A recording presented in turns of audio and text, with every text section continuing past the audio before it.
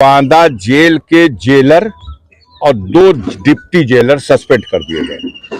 अब आप समझ सकते हैं, मुख्तार अंसारी की तरफ से न्यायालय में उनके वकील ने आवेदन किया कि जेल में उनको कोई ऐसा विषाक्त खाना दिया गया जिसमें जहरीला पदार्थ मिलाया गया था।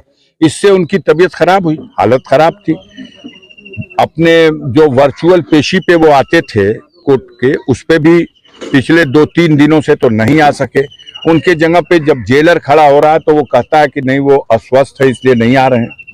इस बीच में हम लोग जानते हैं कि काफी दिनों से उनके हत्या करने का साजिश रची जा रही है और उनके बेटे मुख्तार अंसारी की ओर से, उमर अंसारी की ओर से माननीय सर्वोच्च न्यायालय में ये याचिका दायर की गई है कि उनके सारे मामले और उनको उत्तर प्रदेश के बाहर कहीं दूसरी स्टेट में शिफ्ट करके वहां ट्रायल करा लिया जाए और वहां उन्हें रखा जाए जुडिशियल कस्टडी में।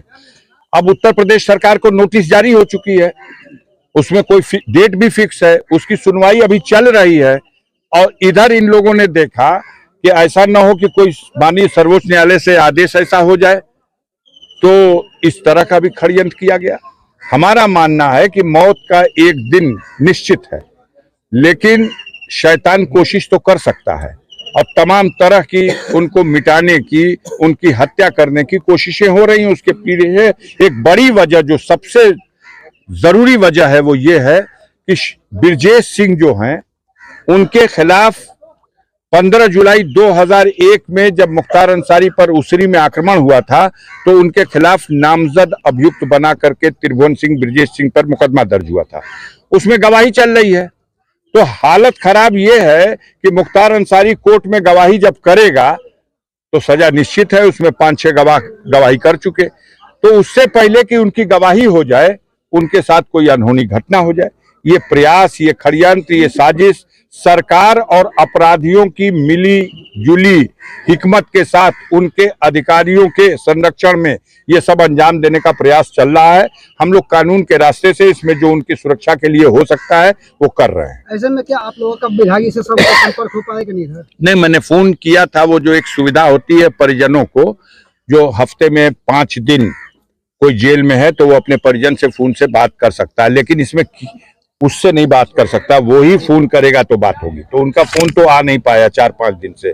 हमने जेलर को फोन किया, हमने सुपरिटेंडेंट को फोन किया, हमने बांदा के डीएम को फोन किया, अपनी तरफ से हमने फोन किया जी। जो आज 3 लोगों से सस्पेंड किया गया है, उस कार्रवाई को आप किस नजरिए से देखते हैं? आप उनसे पूछिए। पहले तो उन लोगों ने छिपाने की कोशिश की। सुपरिटेंडेंट का बयान आया जब न्यायालय से ये कहा गया कि इसकी जांच कराइए, ये क्या है, तो उन्होंने कहा नहीं, इनकी तबीयत खराब थी, हमने मेडिकल बोर्ड बना दिया है और मेडिकल कॉलेज बांदा से डॉक्टर आए हुए थे, कल भी आए हुए थे, आज भी आ रहे हैं और दवा उनकी चल रही है, वो ठीक हो जाएंगे और पहले से बेहतर है। ये सारी बातें कहा और इससे इनकार किया कि ये आरोप गलत है कि उनको जहर दिया गया। लेकिन जब आरोप गलत है तो जेलर का सस्पेंड होना साधारण बात नहीं है। 2 डिप्टी जेलर का सस्पेंड होना साधारण बात नहीं है। जिनकी देखरेख में खाना बनता था, जिनकी देखरेख में खाना चख करके तब उनको दिया जाता था, उन लोगों का सस्पेंड होना तो प्रथम दृष्टया ये साबित करता है कि आरोप सही था। अब माननीय सर्वोच्च न्यायालय में ये बात जा रही है, देखिए वहां से कुछ होगा। सांसद जी, बड़ा सवाल ये उठता है कि जब जेल के अंदर जेल मैनुअल के अनुसार हर चीज चेक हो जाती है, तो जहर जो है कि पहुंचा कैसे वहां पे?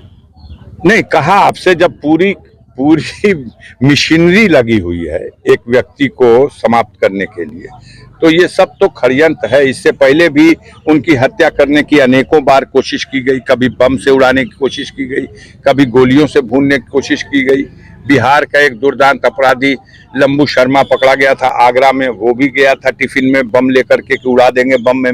मिलने के लिए आया था कि मेरी माँ की आंख का ऑपरेशन कराने के लिए सहायता दे दीजिए, और उन्होंने चिट्ठी लेके आकर के और उनके अकाउंटेंट से वो पैसा भी ले गया अपनी माँ का ऑपरेशन कराने के बहाने से। और बाद में आया कि मेरी माँ का ऑपरेशन हो गया है, उसने आपके लिए खीर बना के दी है खाने के लिए।